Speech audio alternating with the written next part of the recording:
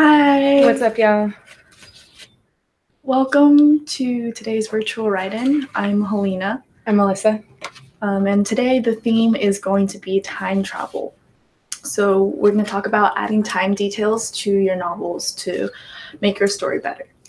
And then just a quick, sorry, I'm forgetting my words. We're starting our fundraising drive.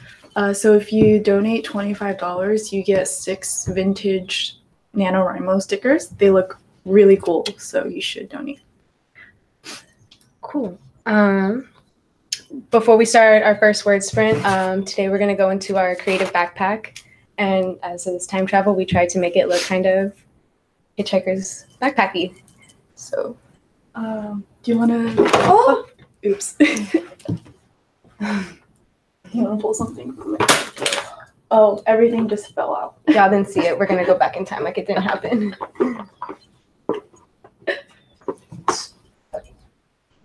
Okay. My object is the rubber duck. Okay. Excuse our technical difficulties. Poorly put together. Oh. Okay. Yeah, so shall I start the timer? Yes. For the first sprint? All right, y'all ready? And just remember, if you don't want to do this prompt, you don't have to. You can write about whatever you want. Yeah. Cool. So 5 minutes starts now.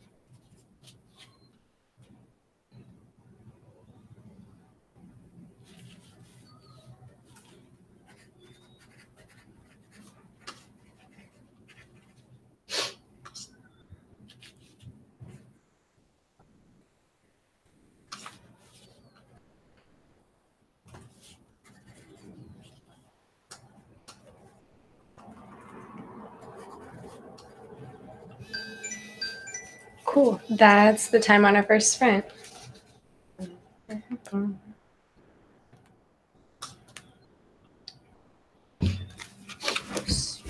So now we'd like to see what some of y'all have written. So feel free to like share any sentences or parts of your story in the comments. And I think we're gonna unpack the rest of the backpack now. Yeah, let's see what we have. Oh, okay, stuff is still falling out. Let's go. Well, we for sure have this. He looks like he could be like a 1920s cop duck, so timed.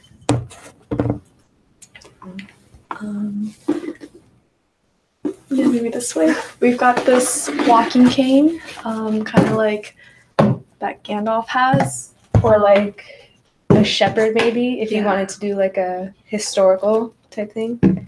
Grim Reaper, if you wanted to be like scary. And then of course we've got our like cloth bag itself.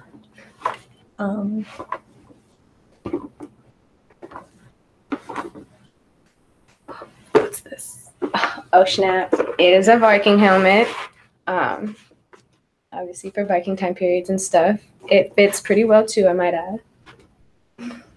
And of course it matches our poster back here. And then we've got this watch, because time, and it looks like it could be from the 70s or something. With the light blue. And oh my god, not last but def my favorite, a sword. Honestly, you could put a sword in so many different time periods. If you want to do like a samurai type thing, or if you wanted to go back medieval, modern, if you want to like slay someone you're not too fond of. And pirates. I didn't even think of pirates. And then I think we have one more thing. Oh, here he is. And a dinosaur. Yeah. I think Jurassic World or something is out or coming out. Ooh, just a little plug for them. Plug, yeah. So tell us what you would bring in your bags, or what time period you would go to. And then, do you have any tips for writing about, like going back in time and like writing about the past? Definitely. My biggest suggestion, if you're gonna like write a back in time type piece, don't be afraid to like research like the politics, if there was music, there was always music, what kind of music they were into, like the styles, the fashion, how they spoke. Because yeah, especially incorporating like when you're writing dialogue into your story, incorporating like how they actually spoke back then is a really cool way to keep the creative juices flowing. Yeah, definitely. Like, and dialects as well. Conflicts, like if you go like a period piece and you have two characters from like two different location settings, see if there was any like conflicts or like resolutions going on between those places. Yeah. And see if there's like anything like historically exciting going on. Ooh, for real. So let's see what you all wrote.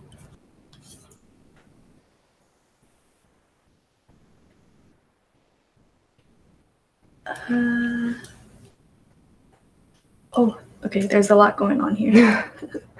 Ooh, y'all are active today. Love it.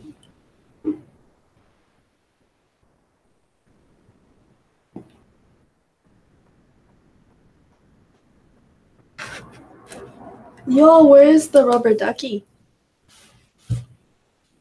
Oh no, I'm in there writing.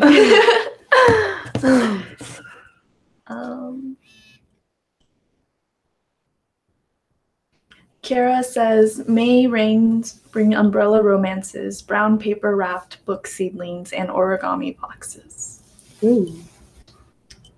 Sounds quite romantic. Oh, I'm sorry, you don't have... Oh, it's what? Okay. Ooh, Bats Rule. What's up? Bats Rule wrote, my main characters are reminiscing about how and when they met. There's a massive flashback to 1965. That's so cool. yeah, like more tips on like just writing like back in the day type stuff. Like how did people flirt back then? It's a lot different than how we do it now, you know. Milkshakes and like Milkshakes. the puffy skirts, you know what I mean? Oh. Yeah, like and different settings that you could be used in that time. Like they'll probably be in like a diner versus like us now. We'd probably be in like a Starbucks Or boba. or boba. Yeah. I've never had boba. No. What? Yeah. Okay, we have to go get boba. Batsroll also asked, who is Gandalf? I don't know if you're serious, but he's from Lord of the Rings. He's this super cool wizard. I've never seen Lord of the Rings.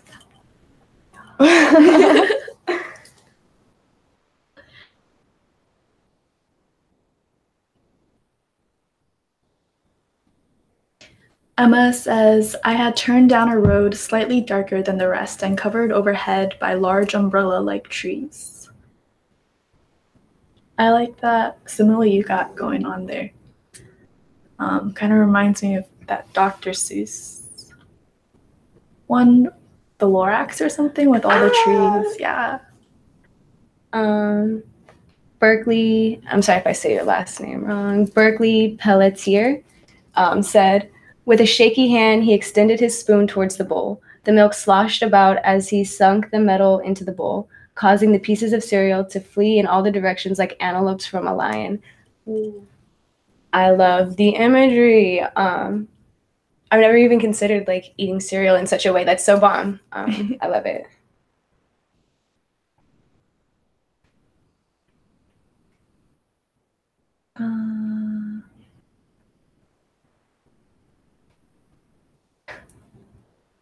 Oh, everyone loves the sword. I know. I'm so glad y'all love it.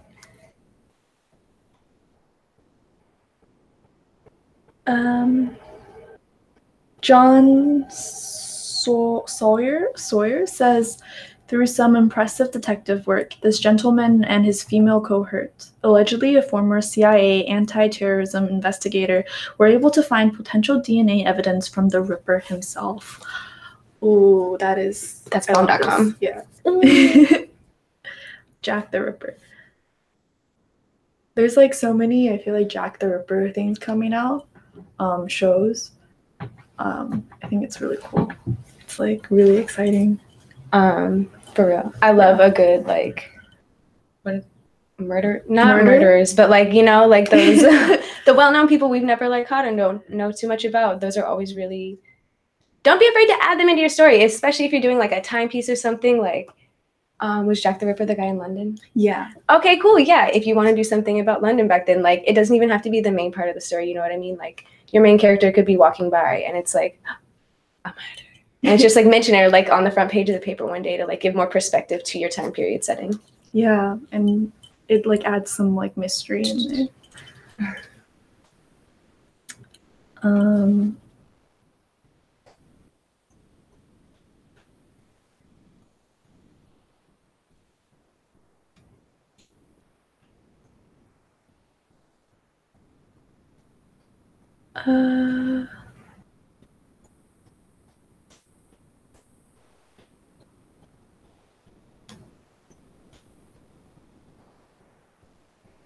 Do you wanna? Sure.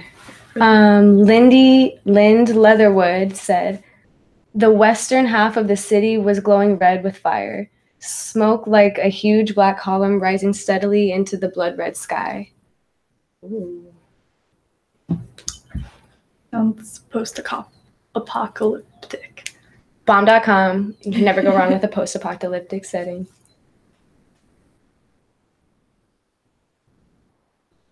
Somebody mentioned Slender Man. Oh, Sierra says, my favorite Ripper concept that I saw recently was the idea of vigilante prostitutes ganging up to stop him. I totally love the unexpectedness of it. I do too. That's awesome. Oh, I also don't know if that was PG. I'm sorry.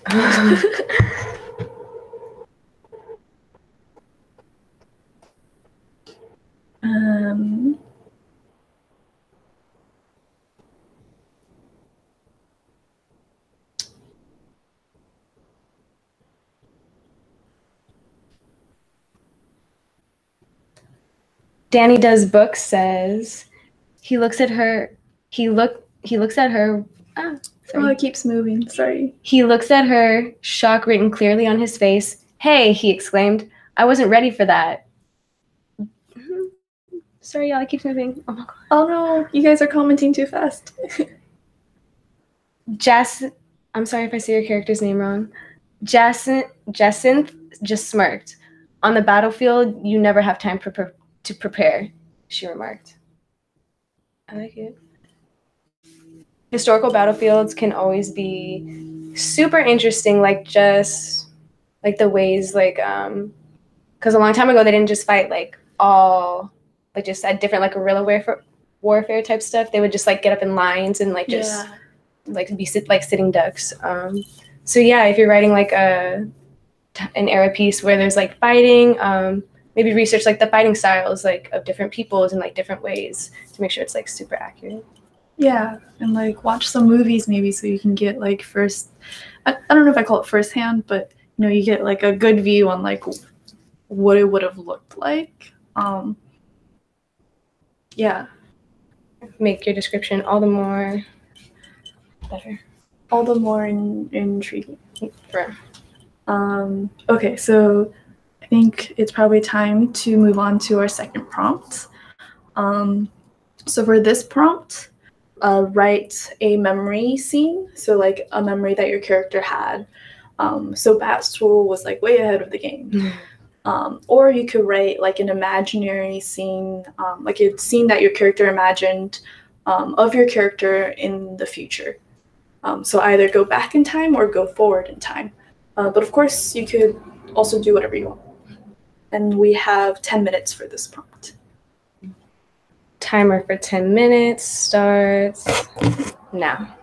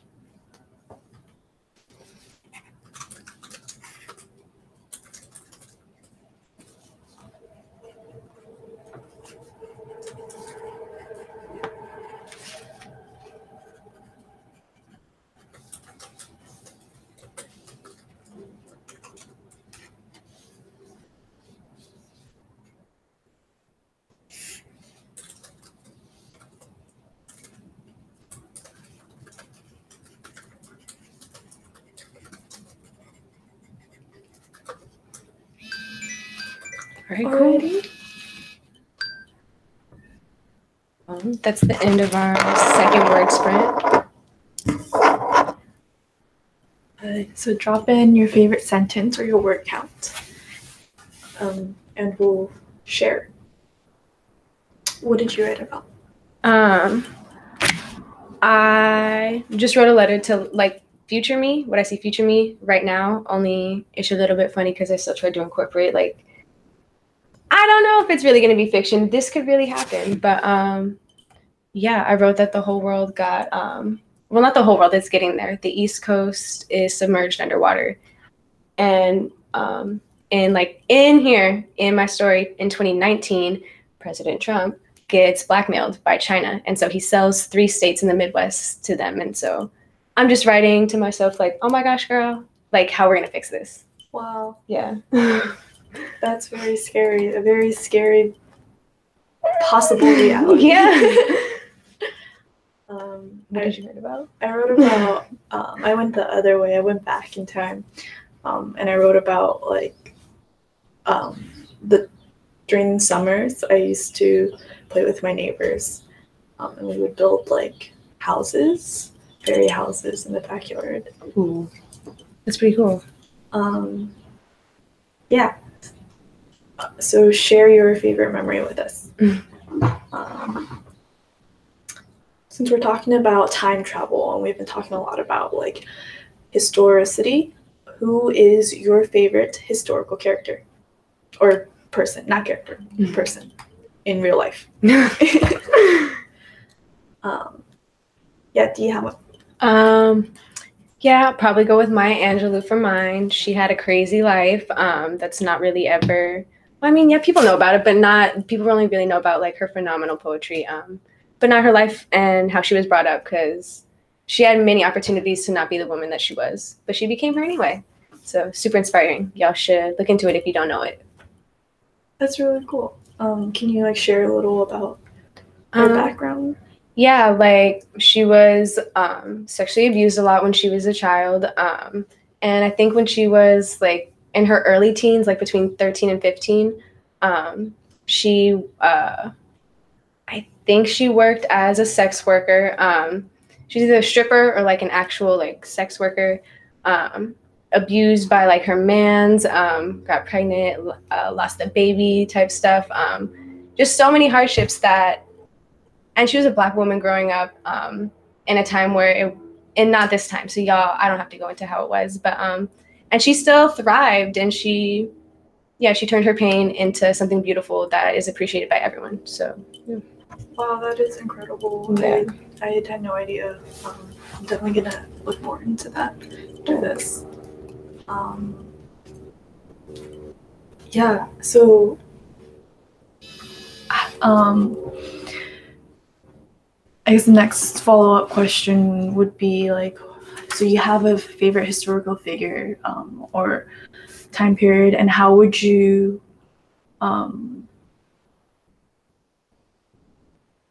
work them into your stories?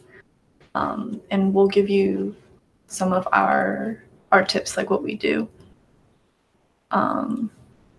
So for one, I think definitely like knowing the backstory, like how Maya Angelou grew up, and so that like would definitely give you like a more holistic sense of like what kind of person somebody is, and it'll make it easier for you to like include that person in your story. Yeah. Do you have any advice? Wait, where are we? I got a little lost. Oh, sorry. It's good. We're just we're talking about writing tips for including historical figures. Oh, okay.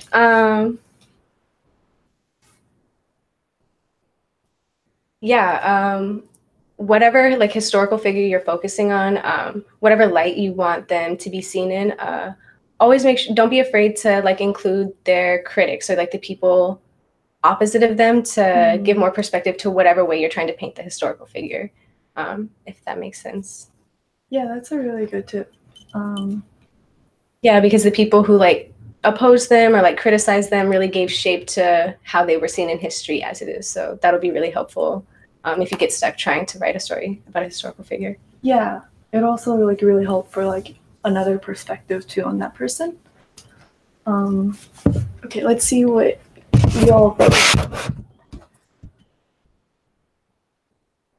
Oh, there's so much. This is great.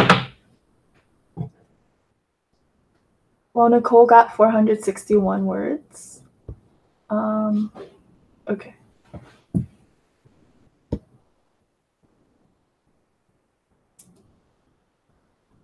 So Jay says, and I am going to pronounce this wrong, I'm so sorry.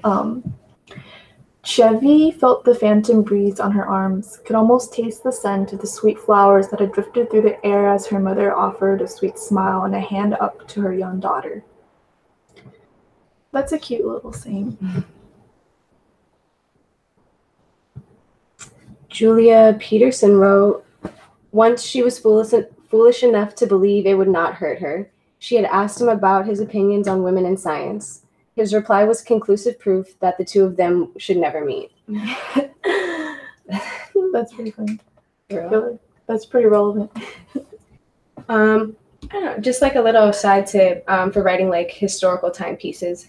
Despite the fact that a lot of people who weren't like land-owning white men didn't have like a lot of rights or like representation at that time, doesn't mean like you can't give them that in your story. Like you can still be historically accurate while still giving full representation to all the different characters in your story. Yeah, like really like do your characters justice and like really flesh them out. Yeah.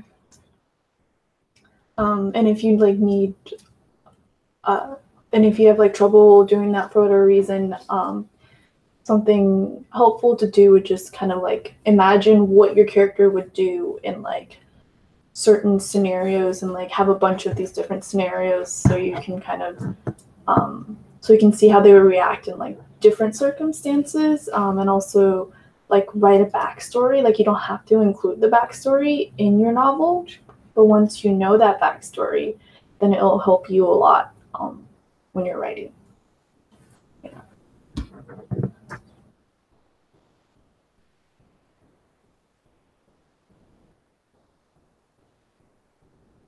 Ari says, "Go get lunch," Otto tells her.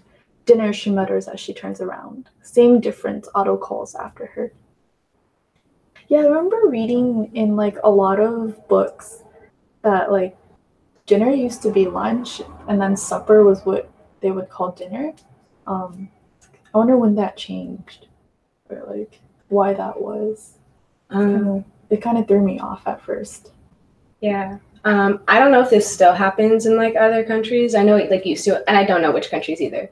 But like dinner wasn't until like late at night, like 11, 12 o'clock type stuff. So look into like eating habits too, and like the culture of the time setting. Yeah, and food. Food is good.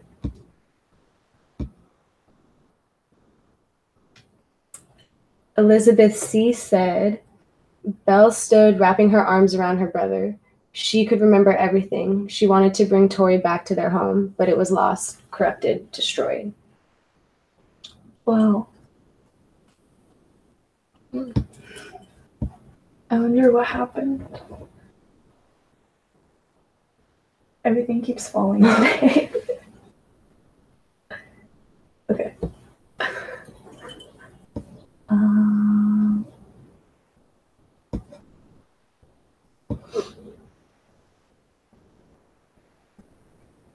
Sierra Ofa said, the policemen were busy ushering the crowd to the other side of the street, out of range of the debris that was occasionally falling or flying from the burning carcass of my home. Ooh. Just the way I pictured it in my head, like I imagined like the carcass of an animal, but in the shape of a house. That's really cool. I love it. Ooh. Yeah.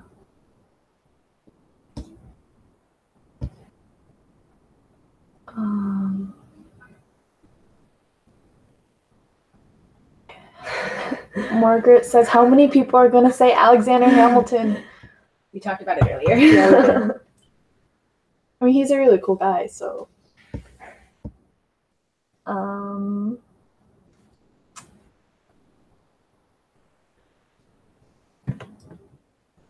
A Asititz says Ferdinand Porsche is mine.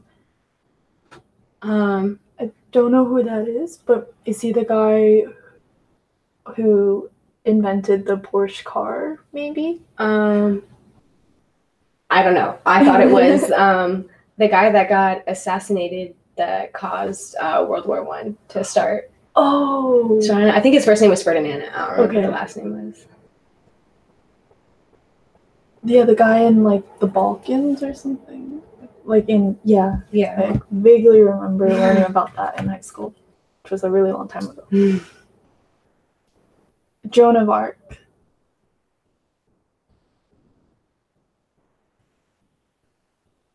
Tori J says she imagines being able to see her characters come to life, being able to create something out of nothing but a stroke of her paintbrush. She imagines her studio would be in a state of beautiful chaos. I love it. I love the beautiful chaos part. That sounds really cool.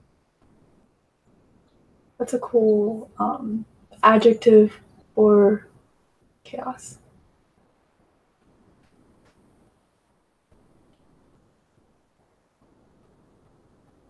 Rain S says, I have these little key cards and I write plot points and scenes chronologically, just notes to give me an idea of what the scene will be like when I write it.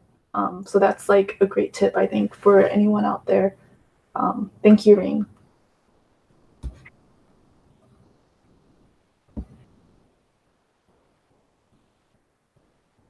Ooh, Rainbow Six Specs said probably William Shakespeare.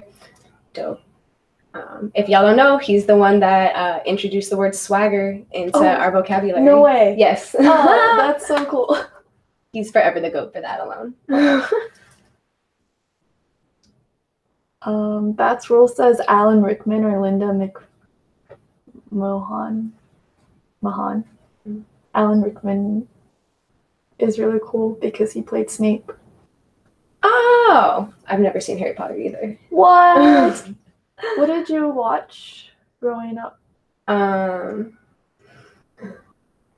Like crime shows with my mom, or like The Flavor of Love.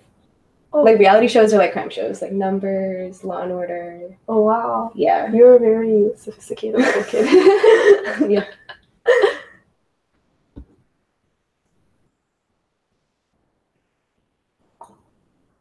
Katie says, we found it on the ground. The thread that was holding it up was fragile and dirty. Do you mind? No, I don't mind, he says. And it wasn't a thread, it was a braid of hair. You have to say that with more sass. Ah. And it wasn't a thread. It was, I don't know, you say it with sass. And it wasn't a thread, it was a braid of hair.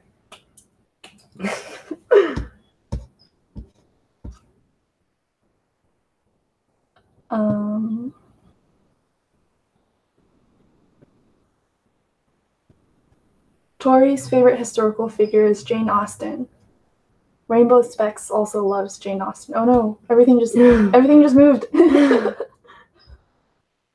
Okay. All hail Blobby, says Emma.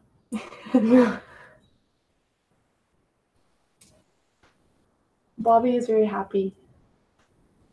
Thanks for the shout out, y'all. Blob game.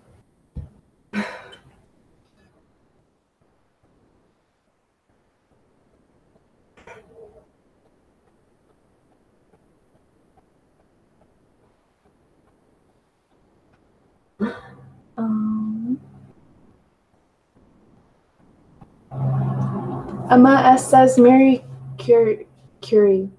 I know who that is. I just can't pronounce her name. She found radiation, right? Dope. Smart woman.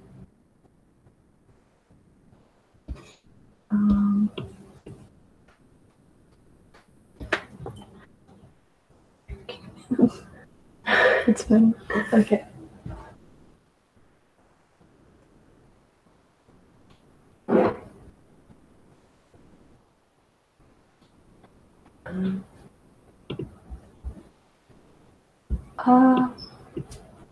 Cool. So we're going to get into our last word spin right now.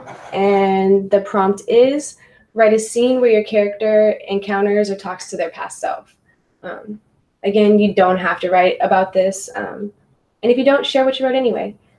We have 10 minutes for this one, and that starts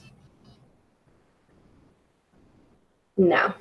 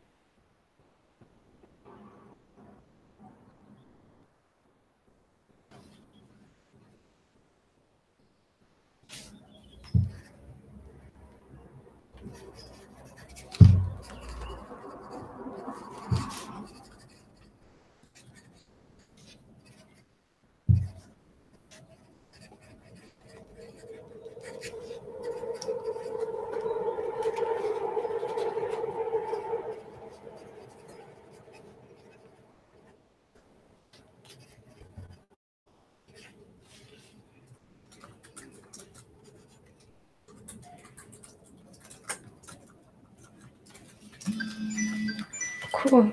Time's up on our third word sprint. Okay.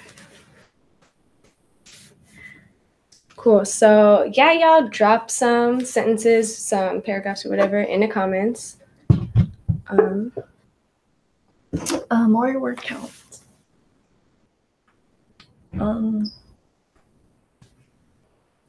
Yeah.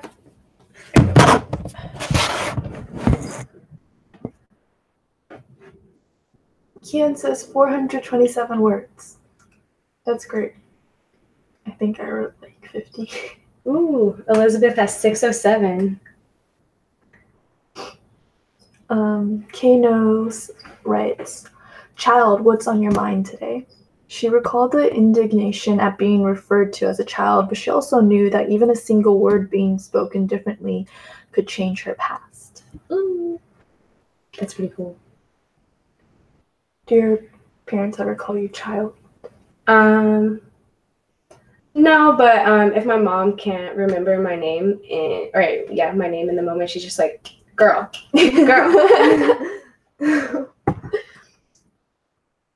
Yeah, my parents always mix up me and my siblings.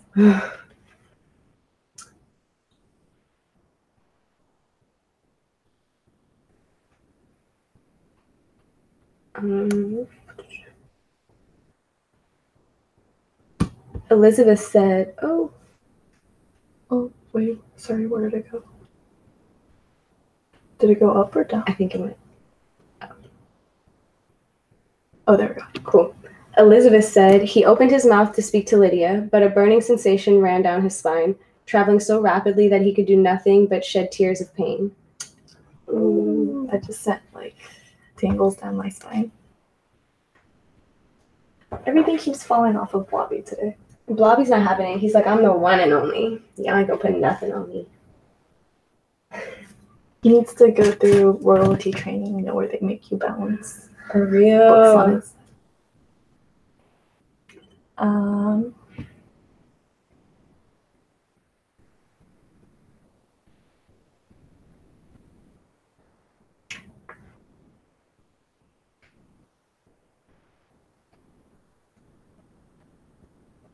Mirantia says, "Go right ahead," I told him, hoping the taste would vanish soon. "I won't be drinking it anyway, so it will be wasted if no one else drinks it. Thanks for the peace offering anyway. I accept it." Emma wrote, after Raph's outbursts, there was a sudden silence in the room as two large light brown eyes fluttered open.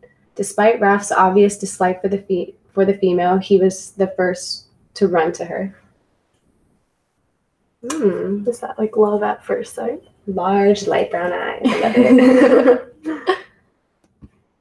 it. So I think we have time for like a couple more. Oh, where's?